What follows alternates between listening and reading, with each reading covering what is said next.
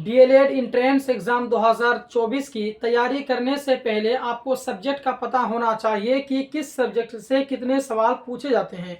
जब सब्जेक्ट का पता आपको रहेगा तो आप बेहतर तरीके से तैयारी कर सकते हैं। तो आज हम बताएंगे आपको कि डीएलएड एंट्रेंस एग्ज़ाम 2024 के लिए रीजनिंग का क्या सिलेबस रहने वाला है, इस बार का 2024 का है कि नहीं। तो अब मैं इसमें फोकस ये करूंगा कि 2022 और 2023 में जो सभी चैप्टर से जो सवाल पूछे गए हैं तो वही सब चीज के बारे में बताऊंगा और उसी के बारे में आपको समझाऊंगा कि 2022 और 2023 में कौन कौन सब्जेक्ट से सवाल आए थे। उससे पहले आपको ये पता होनी चाहिए कि रीजनिंग से जो है 10 सवाल पूछे जाते हैं और एक सवाल पे 1 नंबर दिया जाता है। उस तरीके से 10 सवाल में जो है 10 नंबर मिलते हैं। तो इसीलिए मैं यहाँ पर जो भी चैप्टर का नाम लूँ तो उसे आप बेहतर तरीके से तैयारी करेंगे। अगर आप बेहतर तरीके से इन सारे चैप्टरों की तैयारी करते हैं तो आपका ये जो 10 नंबर है ना वो आपको कंफर्म मिल जाएगा। तो उससे पहले मैं आपको बता देता हूँ दोस्तों कि ये मेरा जो है व्हाट्सअप नंबर है।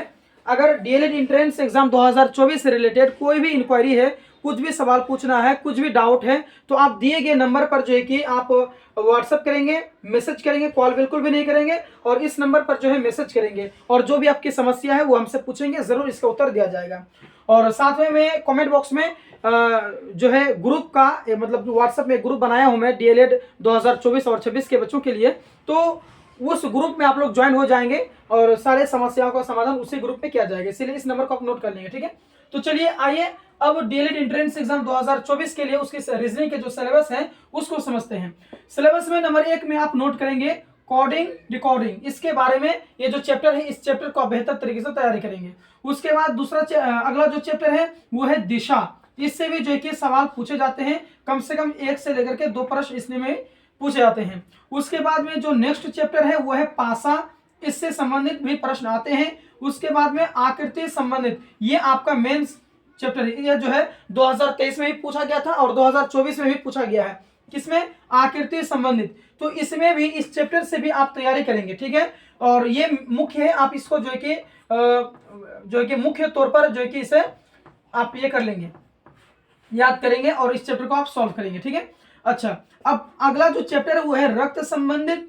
उसके बाद में वेन आरेख, उसके बाद कथन निष्कर्ष। ये जो है इसमें भी जिस तरीके से ये इंपॉर्टेंट है उसी प्रकार से ये भी इंपॉर्टेंट है। इसमें कंफर्म जो है कि आपका सवाल पूछा जाता है। कम से कम इसमें जो है 2 से लेकर के 3 नंबर प्रश्न इसी में से आते हैं और इसमें भी 2 से लेकर के 3 नंबर जो कि प्रश्न उसमें भी आते हैं। उसके बाद में अगला मैं बात कर लूँ तो सीटिंग अरेंजमेंट, इसमें भी जो है कि महत्वपूर्ण जो कि प्रश्न इसमें भी आता है और इसमें भी कम से कम 1 से लेकर के 2 प्रश्न इसमें भी पूछते हैं। उसके बाद में ट्रायंगल क्यूब, इसमें भी प्रश्न पूछे जाते हैं। कैलेंडर से संबंधित इसमें भी जो है कि प्रश्न पूछा जाता है। मैं फिर से एक मुर्दा नाम ले रहा हूं कौन कौन सा चैप्टर है। कोडिंग डिकोडिंग, दिशा, पासा, आकृति संबंधित, रक्त संबंधित, वेन आरेख, कथन निष्कर्ष, सीटिंग अरेंजमेंट, ट्रायंगल क्यूब और कैलेंडर। इसमें जो है कि सवाल पूछ जाते हैं रीजनिंग से।